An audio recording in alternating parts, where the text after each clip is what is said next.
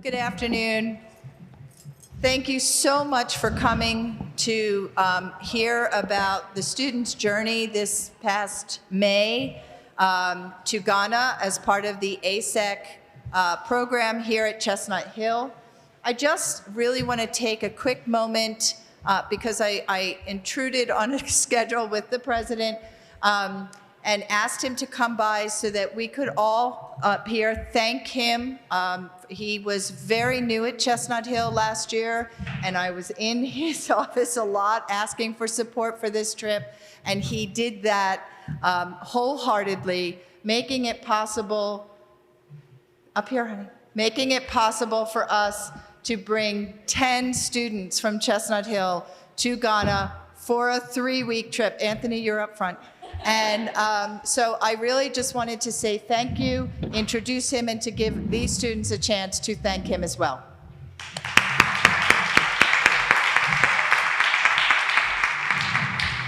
Thank you, Lauren, and good afternoon, everyone. What a lovely event. When Lauren came to me about 11 months ago and talked to me about not only I was familiar with ASEC because I'm a part of their board, but the idea of the trip to Ghana, I did immediately support it.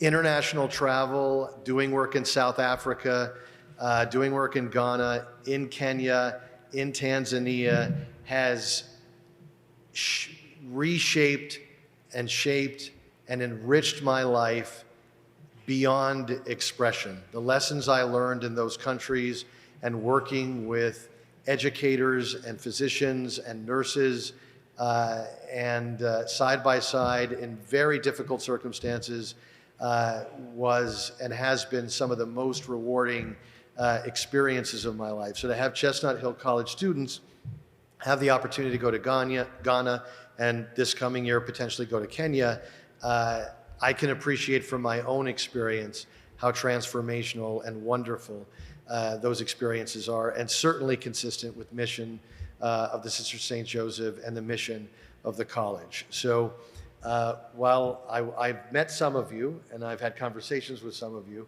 I look forward to getting to know you all better and getting a sense of what your experiences were, and of course the faculty and SSJ that are here. And I do support this initiative fully, and I look forward to figuring out ways to grow it now and in the future.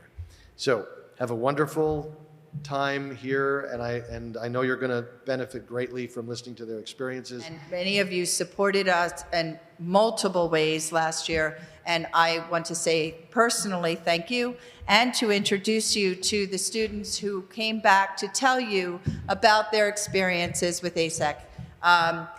We are going to have others wander in, I think. They're coming from far. So we have Anthony Consola. He was an OG. We have 2 OGs, and we'll talk about that in just a second.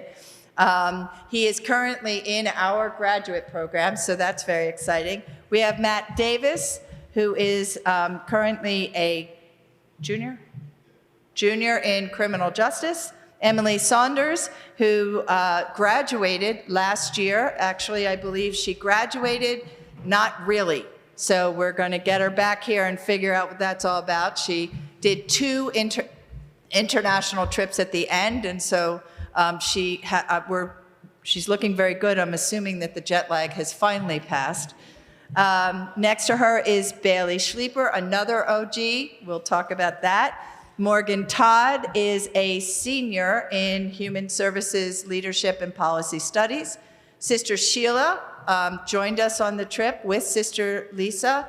And at the end is Jackie Reich, and she is on the board of ASEC. So she has been a valuable source of information for all of the faculty and students who made these trips. You heard the really upbeat, happy music. I have to say that was not my choice. That was Master Davis over there who suggested that. But I wanted it playing as you came in, so you had a sense of the pure joy and the connection, the cultural connection to music that we encountered when we were in Ghana.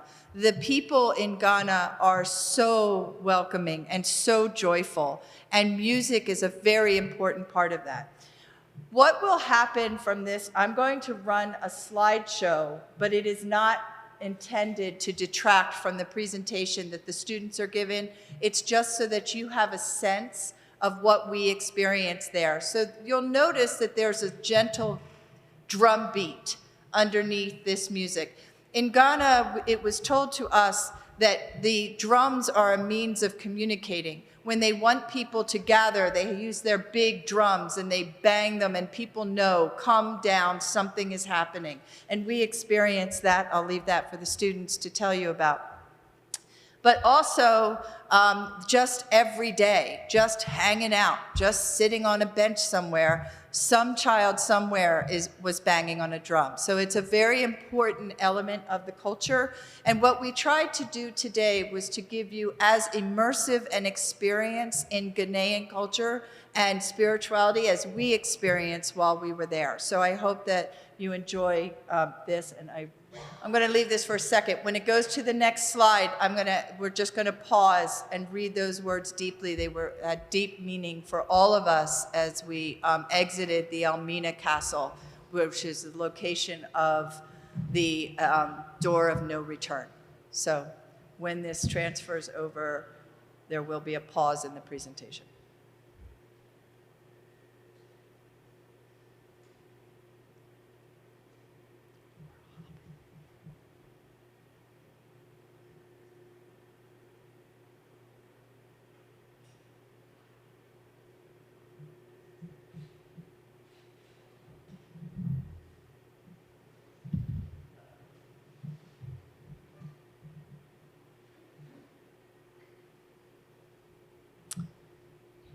Okay, so what I'd like to do is just give you a brief introduction to what ASEC is about, and then I'm going to ask our panel members questions about their experiences. Many of you know me on campus, but I am here for my students, and it's their story to tell. So I'm going to invite them to share that story.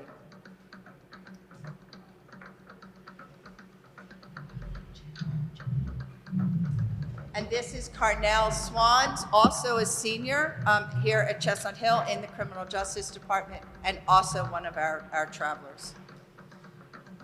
So just very briefly, the goal of ASEC's Service Learning Program, and ASEC stands for the African Sisters Education Collaborative, is to provide annual international service learning opportunities in Africa for faculty, students, and sisters of ASEC member colleges and universities and congregations that exist in the United States.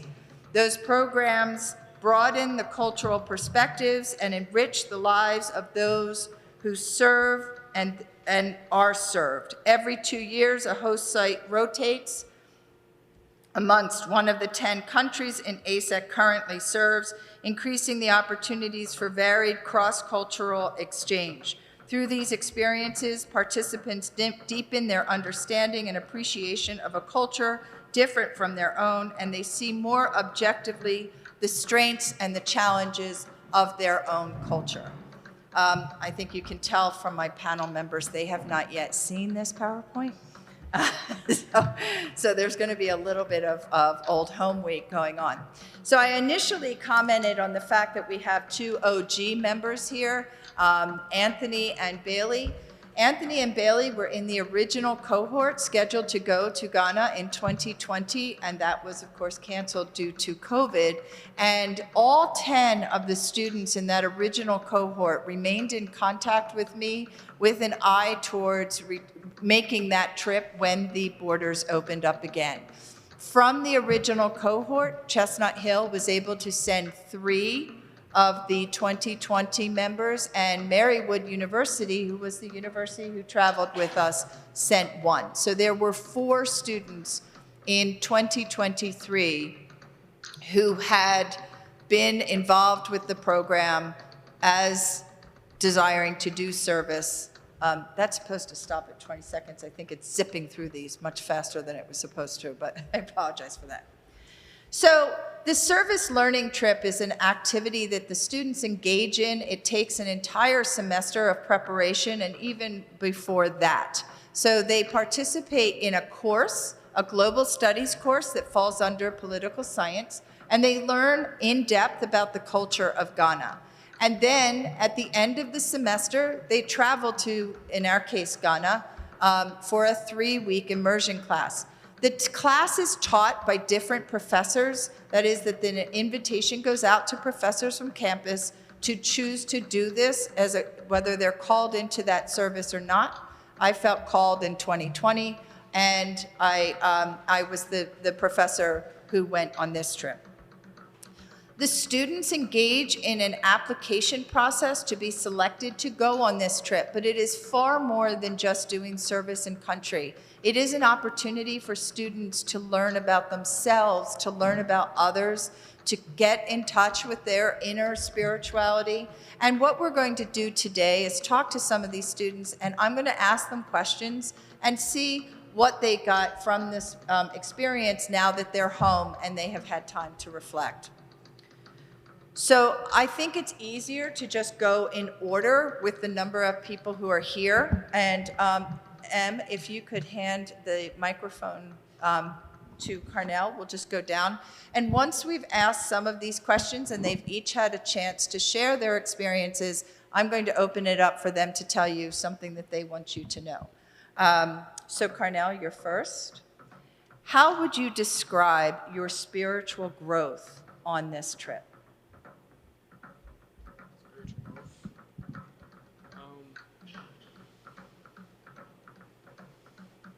I don't know. Africa was a journey, I would say, and having time to reflect in the nice scenery, nice atmosphere, it was a good time. So I don't know I'm not really spiritual, so I don't know, but it was a good time to really have time to yourself at nighttime and spend time with good people, and I had a good time.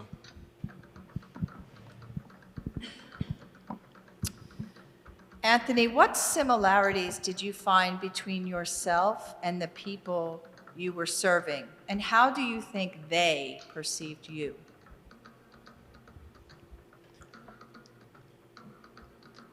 That's a great question. The one thing which I really connected with, especially the kids, was the music. And I think a lot of the kids saw that I really loved music, so they were trying to share with me how to play the drums, and that really stuck with me. But all these months later, and I'm still processing a lot of it. There's so much that even sitting here, I'm like, wow, it's very surreal. Yeah. I think in full disclosure, they did not know these questions were coming ahead of time. I was pretty sure if I told them they were going to have to do public speaking, they wouldn't come. So this might be a bit of an ambush. And I also have to say that while Anthony clearly connected through music, I think, can we agree that hand sanitizer was a big connecting force? Would you like to expand on that? So the first week of the trip, I was very dedicated to hand sanitizer and giving it to everybody. And I think by the last week, I was like, whatever. Okay. Okay, Matt, do you believe that this experience has helped you to deepen your cross-cultural and international awareness? And if so, how? That's a very good question. But honestly, I would say this whole entire trip just changed my life. Before I wasn't really confident in myself like that, but as I left the trip, I just felt more connected to my roots, and I was also really confident, as you can see. I had certain people like Morgan call me cocky, but there's a difference between cocky and confidence. But what's the second part to your question? I'm sorry. If you do think it's deepened your cross-cultural and international awareness, how? Honestly, I do not have an answer for that. Okay. Yep. Go ahead. Emily, can you describe one of the best and one of the most challenging parts of the service you performed in country?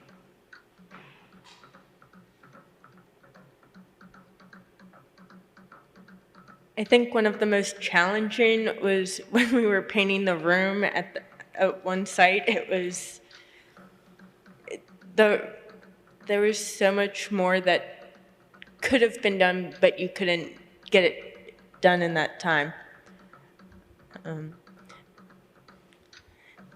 And one of the best parts of the trip and the people we served was the kids. They were excited every time we stepped into that room. They were excited to see us. Bailey, can you describe a person you met during your trip? And did they share with you what they thought you or we were going to be like and why they thought that way? I was very close with a little girl named Afia on the trip. She just kind of took a liking to me from the beginning and was always next to me, always by my side. She never got out of her head that she thought every single American was famous. So she wants to be a writer, and I still get messages from her every day sending all of her work, because if she writes it, she won't get famous, but if I write it, she will. So I think that was pretty funny, just like kind of breaking down those little stereotypes. Like, no, I'm just a person just like you. Like, we're kind of the same, but yeah, I don't know, that was pretty interesting. Morgan, what do you think was the greatest need that you worked on while you were in country, and who or what resources were available to you to meet those needs? I honestly think one of the greatest needs was communication, just like overall with the people. Like she said, they have a lot of stereotypes about Americans that aren't true, and then Americans have a lot of stereotypes about their country that are not true. And I think the biggest thing was that we were able to communicate with these people and just see their perspectives of us, and we see their perspective of who they are, and just being able to come back here and share in experiences just like this. I've met quite a few people that have visited Ghana, and it's a great talking point.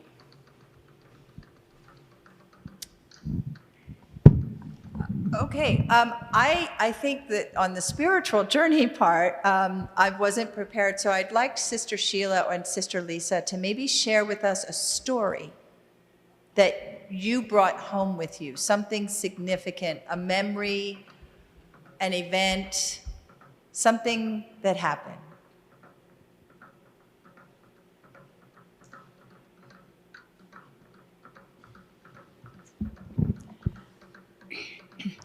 I've been to Ghana a number of times, and I lived there for a year to one of the places where the students went to give service. And so part of what I did there was every day go back to where I lived last year and be there for the students as they came. They took turns going to all 3 sites, but I stayed at the one.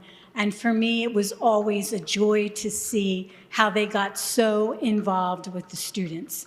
And where I was special needs children, and they were from the age of 3 to 17. And all of them were so excited when they saw the students coming in.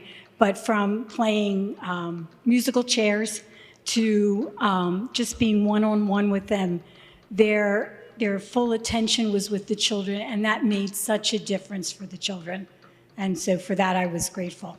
Can I just interject here, because we were introduced to all of the sites that we were placed at on the first day. We went to all 3 sites, and I think I speak for all of us that it was so humbling when they saw all of us get out of the car, but when they saw Sister Lisa get out of the car, the cheers, the tears, the clapping, the running, they knew her, and she was their people, and it was really humbling to see that, and very, very powerful and meaningful. And I certainly did not mean to shortchange Sister Sheila. She is also an OG who was scheduled to go in 2020. And she stuck with us, and she made that trip as well. So, Sister, is there something that you would like to share? You've wanted to do this for a long time. Yes, since I was a little child, I always dreamed of going to Africa. So this was a dream come true for me that I could finally go. And to be able to be part of the African Sisters Education Collaborative, who are doing such marvelous work there, and that all of these higher education institutions, ours being one of them, is supporting them and helping them, and that the Sisters of St. Joseph, through Lisa and other sisters, Sister Catherine Miller, have been so helpful to ASEC and having their sisters be educated and having this service learning project. It was a great privilege to be part of it. I joined with Lisa in saying probably my favorite spot was the Padre Pio Village, Matt, Padre Pio Village that we went to give service to. I just loved it there. The two sisters who were actually finishing, 40 years there, were packing up their convent and leaving, so it was very special to be with them. And some of us went at different times up to a portion of it called St. Clair's, where people who've had leprosy live. Most of them are older because leprosy is not active the way it was years ago, but they live there. And we were allowed to paint some of their bedrooms. It was quite a challenge, but I just was in heaven doing that. I loved it, to be able to take these rooms apart and freshen them up and brighten them up for people there. And then the other days to be with these beautiful, beautiful children who have a lot of different developmental disabilities, and how they just delighted in all of us being there, being able to sing with them, play with them, just be with them. That Padre Pio Developmental Center really is, for me, was really a magical place, very spiritual, and it's a great honor to be there. So I have a few other questions that I can ask, but I really would like this to be much more interactive. And if any of you have questions that you would like to know, if you're discerning whether or not a trip to Africa is something that you would like to do, or if you have questions for the students about their experiences, please, does anyone have any questions that you would like to know?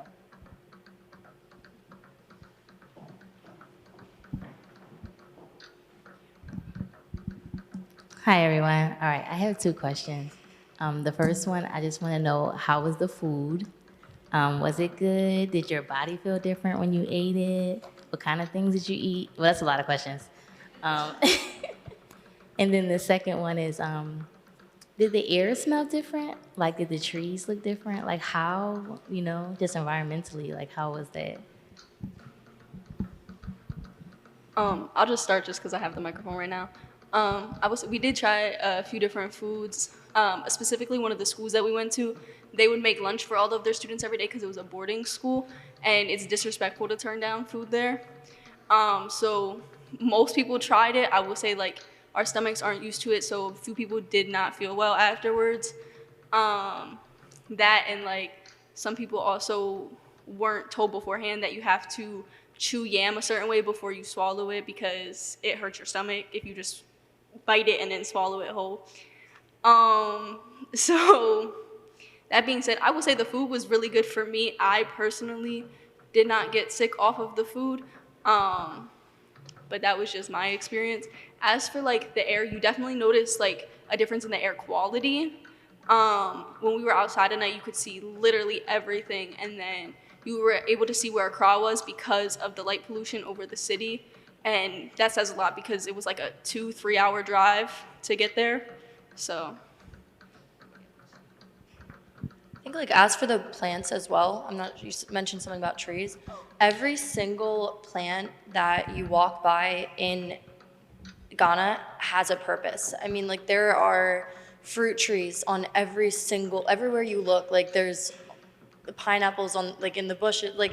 It is so abundant with fruit and food and resources. Even the trees that you wouldn't think have any purpose, if you take the leaves and boil them and inhale that, that vapor, then it can help cure colds and fevers and just so many different, it's crazy. It's really cool. I was on a walk one day with somebody and she was just pointing out all of the different trees and plants and all of their different purposes. And my jaw was just, I think, open the whole time because we don't have that here. And if we do, then I don't know about it.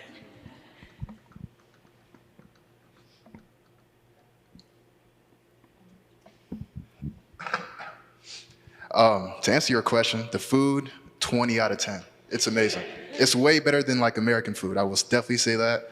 I had calamari for the very first time when I was over there. It was amazing. I'm not gonna lie. And the fruit is like fresh. It's amazing. I would say we all voted to like have KFC one night, and I'm pretty sure most of us know the story on what happened to that. But it was definitely not pretty at all. But yeah, to answer your question, the food was amazing, and yeah, that's it. I would definitely say it's not ironic that the one American food they eat, everybody's sitting there for 2 weeks of eating fresh food and fish. I agree with Matt. The food was real good. It's like chicken and fish. We'll have a good time. We had watermelon, pineapples. It was very good and very fresh. So food was very good in my opinion. And don't try that KFC. It wasn't a good idea. Anybody? Any other questions that you have for the students?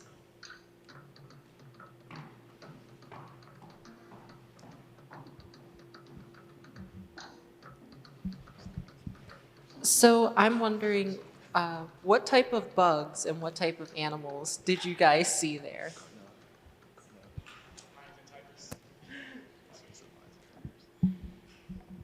Big ones.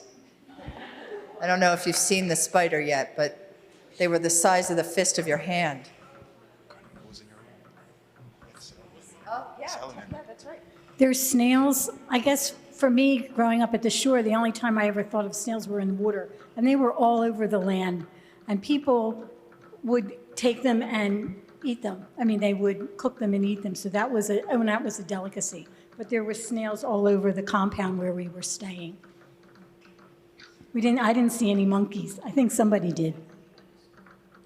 Oh, the year I was living in Ghana, I got bit by a scorpion. So I had never seen one of those before, and I don't want to see another one. I would like to point out that the scorpions aren't the little cute ones with the curly tails either. They're as big as lobsters. And it's an entire class activity to chase it and kill it. Anybody else? Oh, yeah. I'm sorry, that's not, you were supposed to be wanting to go there. Just don't play with the scorpion part. The bugs are actually super friendly there. No, yeah, I don't know. There were a few crocodiles. We had a few crocodiles. I feel like the wildlife really, the bugs would just come out of nowhere. I didn't think the mosquitoes were as bad. I kind of expected them to be a lot worse, but they weren't like in every breath that you took in. This is actually where we saw the crocodiles. There might be, I don't know if there's one in there. What else was pretty big? Anybody else with the same bugs? Any other questions?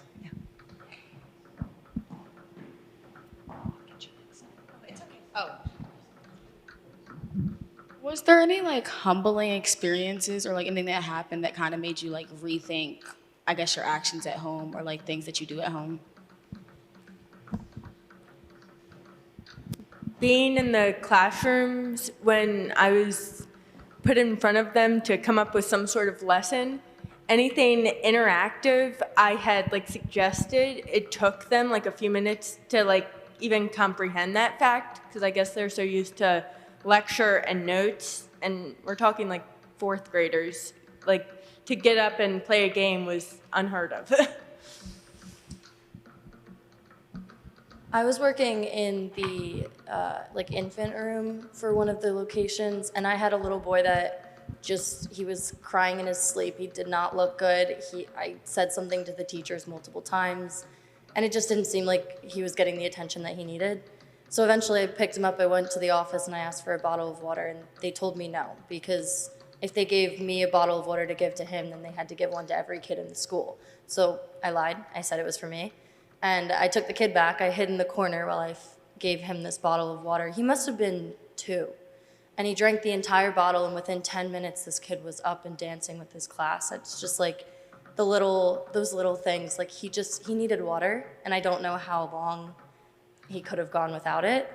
And to just have like such a basic necessity denied for human, it was, oh yeah, there's a crocodile.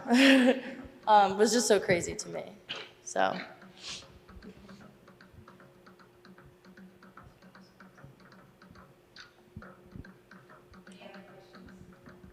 I can respond to that as well. There was a kid at one of the schools, his family was from Scotland, and during lunch and like breaks and stuff like that, whenever they're older, they get more time to just like do their work.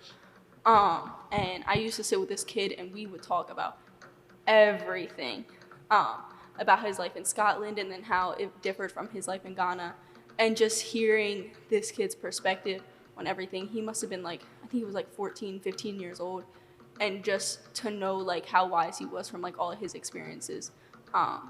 It definitely showed me the difference in education systems, because to me, they seemed a lot farther ahead than some of the things that we were learning in America during that time.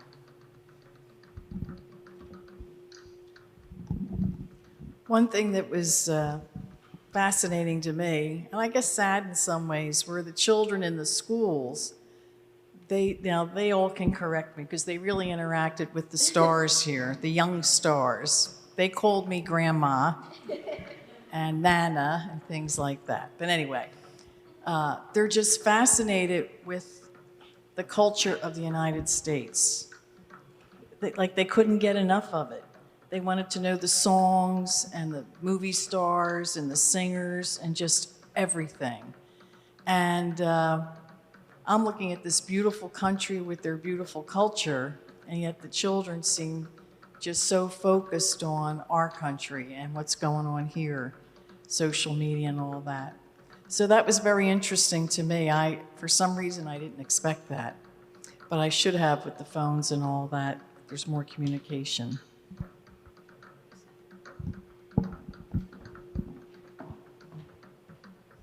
As an educator, I would like to comment just on what was so humbling from the academic framework.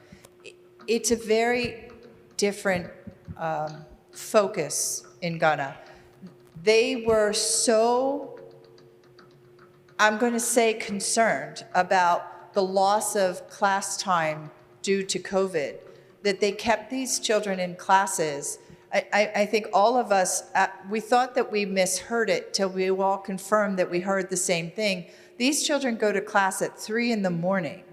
So they begin their day at 3 in the morning, and they then go to breakfast, and then they have reading time, and then they go back to classes, and there's no playtime. They were not given, like, we have recess. That's not something that they have. I asked for textbooks. We were asked to teach lessons, and we all sort of like, sure, we can do that. Give us the textbook. Yet there are none. What the students do is, and this is from infancy, and it's a shame that our educators, Autumn and Stephanie, couldn't join us. The students take notes. The professors write the notes on the board, the students write the notes in the notebook, and they memorize the notes, and they don't need a textbook, they learn it that way. And it was a very sobering situation. I mean, we had many of us at dinner at night would talk about the fact that kindergartners were spelling cardiologist and carbohydrate and electrophoresis. And I mean, we're all running to get the dictionary. It was the level of academic capacity of the young children was so overwhelming.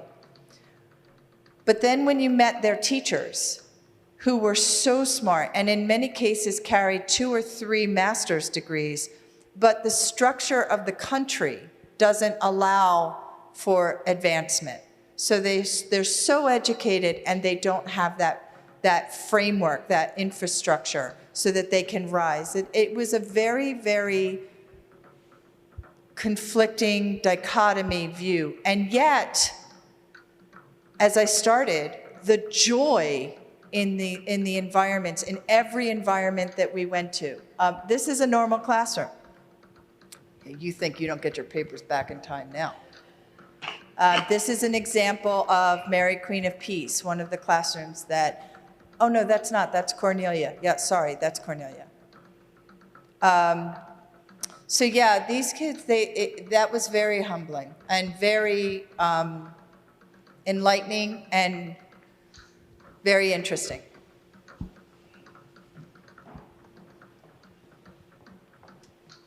So I have a question. This starting classes at 3 o'clock in the morning to make up for what they didn't do during COVID, why didn't they just do their classes online like the United States did?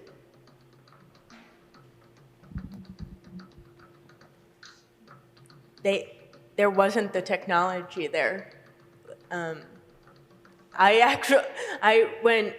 I was doing lessons, they asked me to do Spanish or French lessons or whatever, and I'm not trained to teach at all. Not something I really wanted to do. But where there's service involved, I will do anything. But they were crowded. There were 20 kids crowded around my iPhone to listen to a song of Head, Shoulders, Knees, and Toes in French. If you had thrown me into a classroom here in the US, I probably would have thrown something up on the board to figure out a lesson using the internet. I was lucky I had my phone, but that sort of technology in the classrooms or in general is not there. I felt bad even having them take notes on whatever I was doing for a few weeks because it would have taken away paper and in their notebook that they could have used for classes that were part of their curriculum.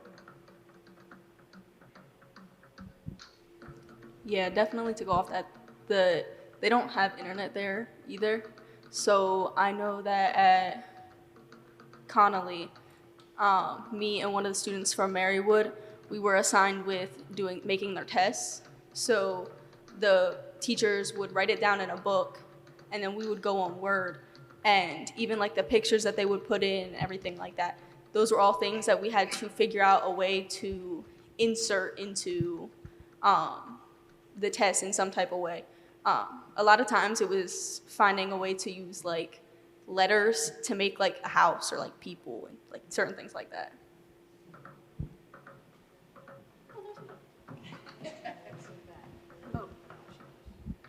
Question?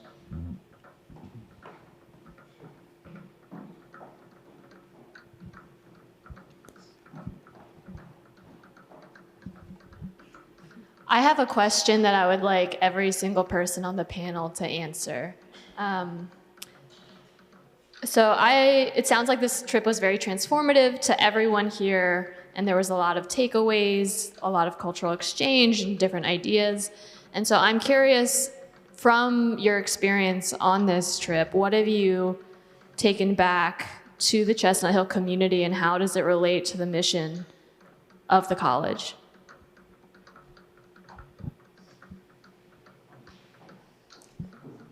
So I'll give this to Carnell, and can you just go down the line, I guess?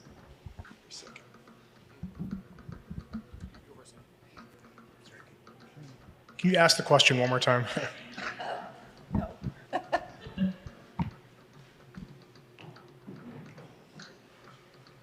So basically my question is like, you went on this trip, what are you bringing back from the trip that relates to how you now go about your lives as students or staff or faculty here, and how it relates to the mission of the college?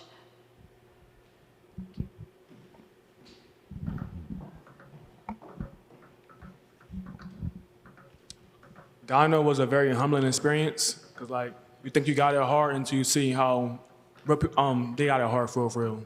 Like, they didn't really have the technology advancements that we have today, and like, it was very humbling to see how they live compared to how I live.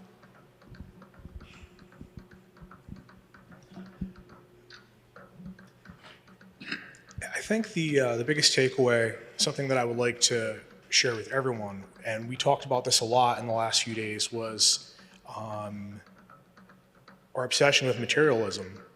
And even if it's as students having so many electronics and so many tools, right, that, you know, I appreciate it so much more now. And when it comes to technology and community, you know, they do without, but they're happy. So why are we not always happy with all we have, especially with technology for online learning, and, you know, everything we have should be everything we need to be happy. So yeah, I separated from materialism a lot after this trip. For me, and yeah, my voice is kind of like a little messed up right now, but I led a reflection night. I forgot, it was like during the last week of the trip, and I basically said just like, live in the present moment. Don't worry about tomorrow. Don't worry about yesterday. And I feel like all of us students, teachers, you know, we kind of get like caught up in, you know, things that we really can't control, you know? So I just feel like just number one, control what you can.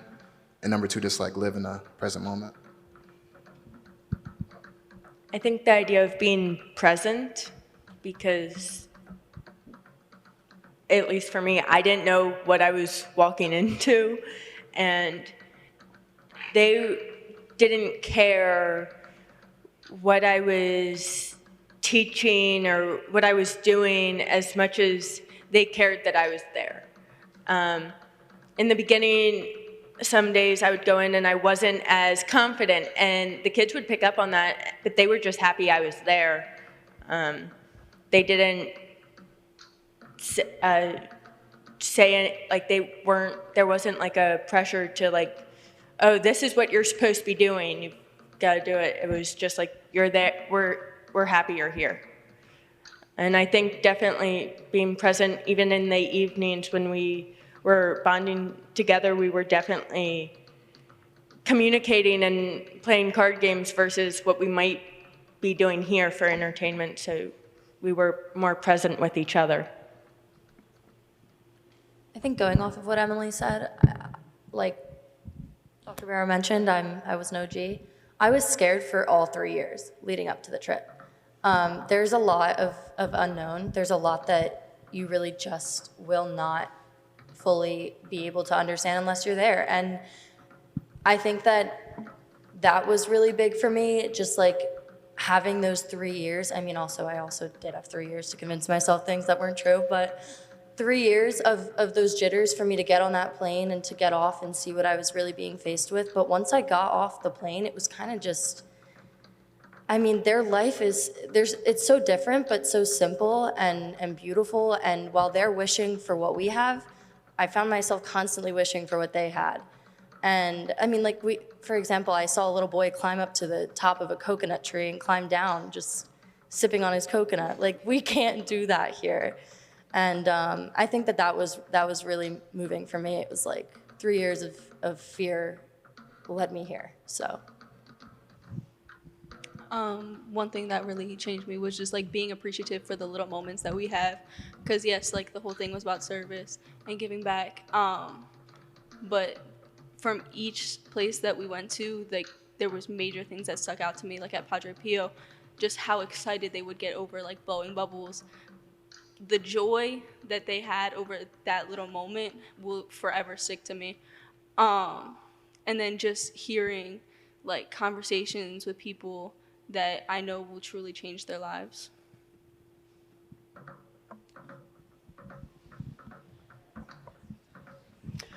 Well, there were a lot of different things. What I bring back here to Chestnut Hill College is I try to talk about the trip when I can, just to spread my experiences of it. The beautiful people there who just welcomed us as if we were part of their family. I think it also has helped me to think more about cultural differences, to really appreciate that more, to want to learn more about different cultures. Part of the trip that was really difficult was going to the Slave River. There was a slide up here earlier. where they took the enslaved Africans who they had marched hundreds of miles from the north. It was like the last time they would get into water. And we went there and saw that. And then to go to the castle, is that the Cape Coast Castle, I think it was called, or Elmina Castle? To go on that tour, I mean, this castle was built in like 14-something, before America was discovered in the 1400s.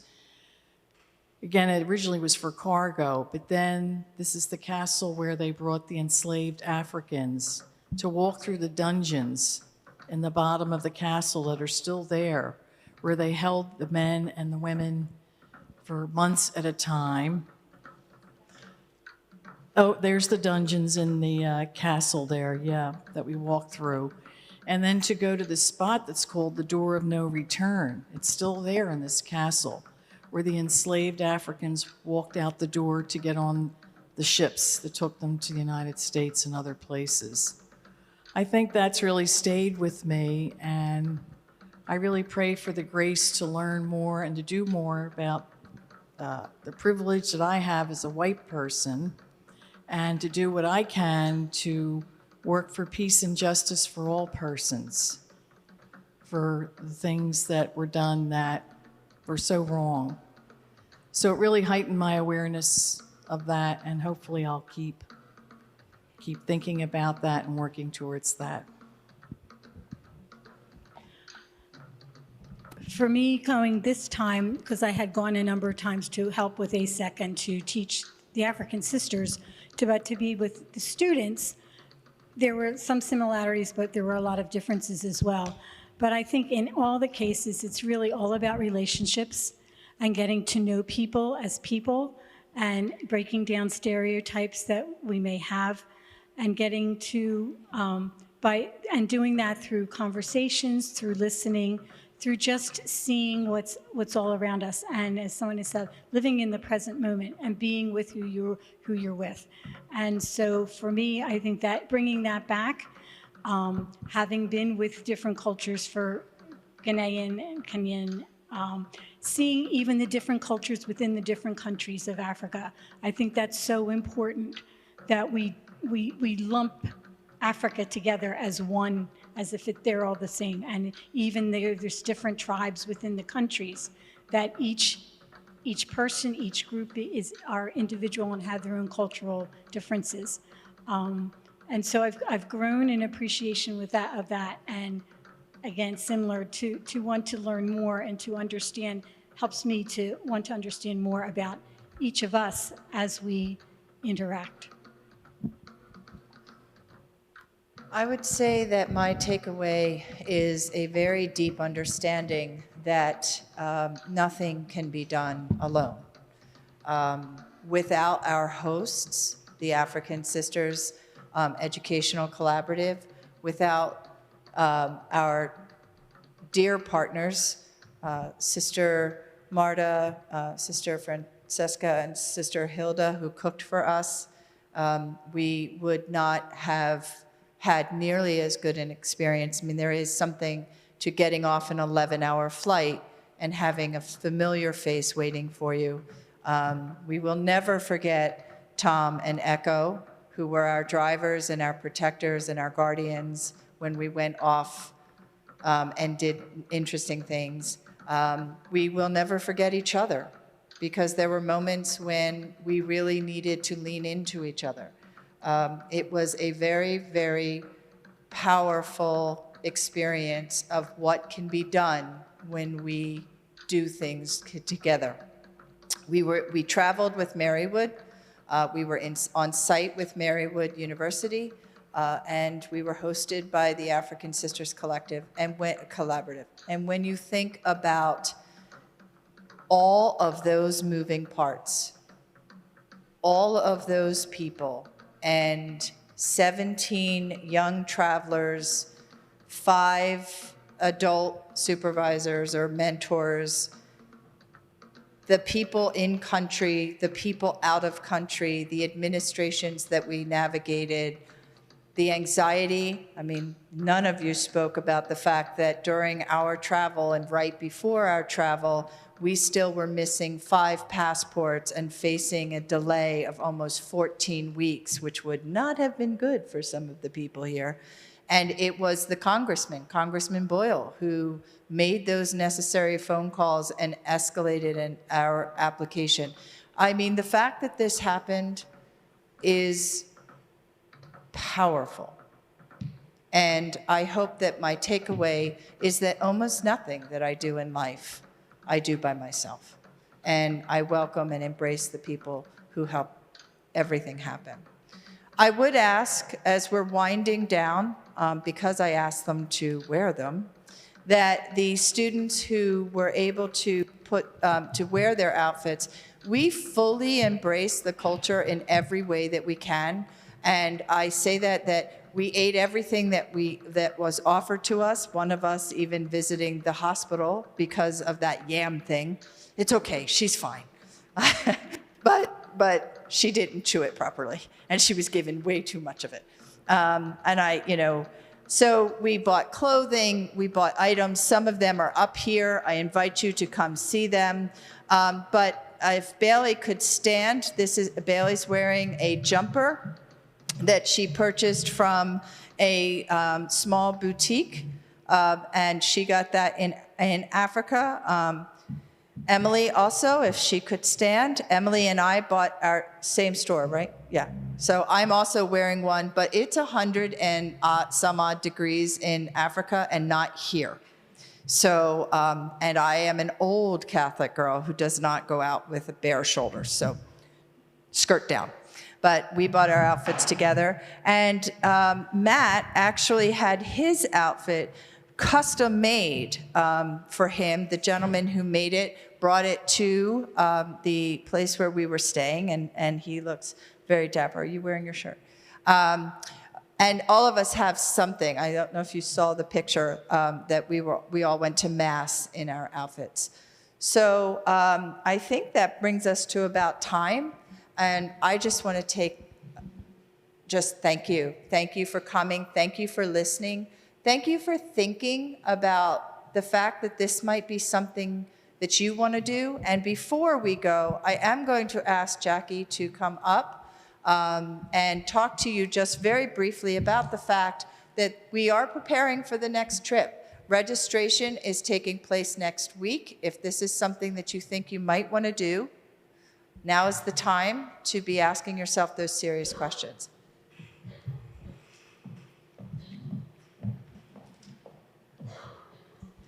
Hi, everyone. For those of you who don't know me, I'm Jackie Reich. I'm a professor here at the college. I am a member of the ASEC board and also helping to plan the trip for Kenya, and that we are hoping to take in 2024. And I just wanted to point out, you have been seeing this beautiful slideshow, and these wonderful students spoke so passionately about how they were impacted and the courage they had to rise to the occasion. That is on offer for you too in Kenya. There are going to be very similar kinds of things. You will be able to do service at schools. So I should also mention I was a counterpart to Lauren at the last Kenya trip in 2017. And so some of the service that we did included going to schools, doing very similar things that you saw here. We also helped at an orphanage for unadoptable children who had, many of them, severe handicaps. Some were found in trash cans. And this orphanage had taken them in. That was a powerful experience at a hospital. And probably our favorite service was interacting with the reformed, I shouldn't say reformed, there's a better word, but former street boys who were living on the streets for all kinds of reasons, who were willing to come, be given a place to stay, go get an education. And they were on our compound. So after we were done with our regular service, we would go play baseball, play, soccer, hang out, exchange stories. I think for all of us, it was one of the most deeply experienced and felt things that we did while we were there. I want to also mention that you saw look right here, for example. I mean, there's a lot of fun too. For the Ghana trip, they went to a resort on the Gulf of Guinea and got to dip their toes in the water and, hung out for a day. Did you see all of them? They apparently are walking on rope bridges. Yeah, they're 100 feet above the forest floor. It's a forest canopy walk that they took that then also included a walk throughout the forest. They mentioned the slave fort. There are different things, but similar wonderful experiences and impactful experiences that you would have in Kenya. So the last time that we were there, we went on a safari. And we saw everything that you would want to see, except the lions were asleep and elephants. It was too small. Their range is too big. They do not go in this national park. But we saw everything else. We went to a wonderful natural history museum where maybe you studied in class one of the first humanoid hominid remains, Lucy, the Lucy skeleton. Yeah, we saw that there because it was found in the Rift Valley right there in Kenya. And we went to the Rift Valley and we hiked the dormant volcano. And so there are all kinds of wonderful experiences that go along with the very important service you will do. I have applications right up here that are hard copy. There have also been, just search ASEC or Kenya or something like that in your inbox, and you'll find an electronic version of the applications.